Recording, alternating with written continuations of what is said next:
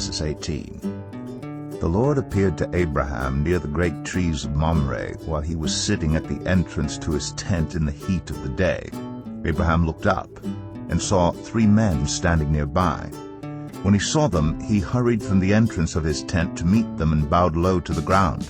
He said, "If I have found favor in your eyes, my Lord, do not pass your servant by.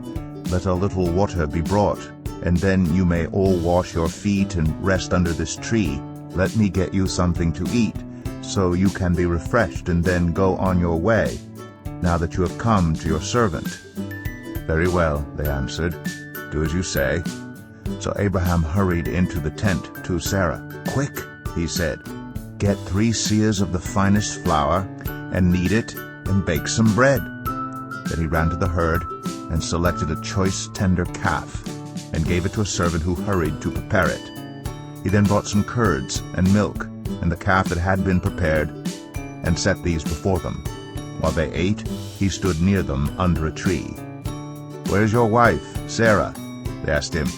"There, in the tent," he said. Then one of them said, "I will surely return to you about this time next year, and Sarah, your wife, will have a son." Now Sarah was listening at the entrance to the tent, which was behind him. Abraham and Sarah were already very old, and Sarah was past the age of childbearing. So Sarah laughed to herself as she thought, "After I am worn out, and my Lord is old, will I now have this pleasure?" Then the Lord said to Abraham, "Why did Sarah laugh and say, 'Will I really have a child now that I'm old?' Is anything too hard for the Lord? I will return to you at the appointed time next year, and Sarah will have a son." Sarah was afraid, so she lied and said, "I did not laugh."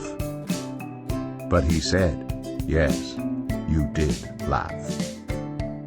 When the men got up to leave, they looked down toward Sodom, and Abraham walked along with them to see them on their way.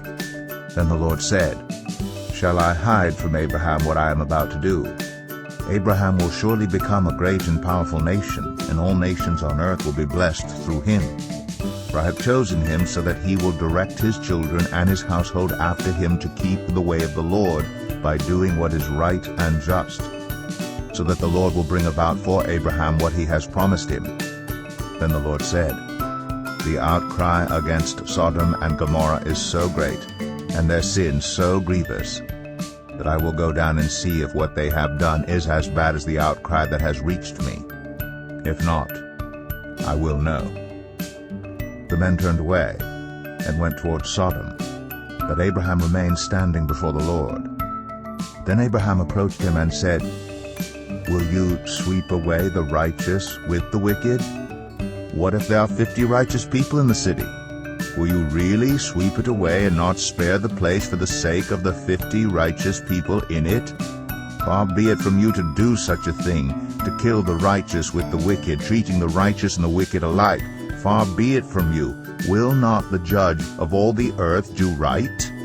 The Lord said, "If I find 50 righteous people in the city of Sodom, I will spare the whole place for their sake."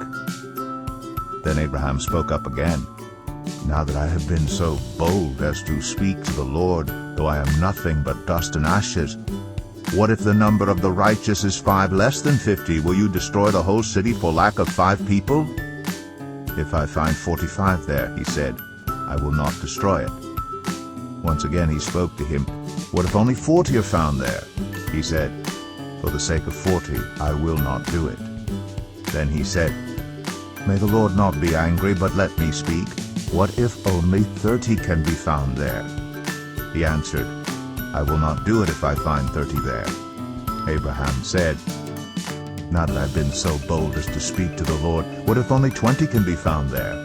He said, "For the sake of 20, I will not destroy it." Then he said, "May the Lord not be angry, but let me speak just once more. What if only 10 can be found there?" He answered, "For the sake of 10, I will not destroy it." When the Lord had finished speaking with Abraham, he left. Then Abraham returned home.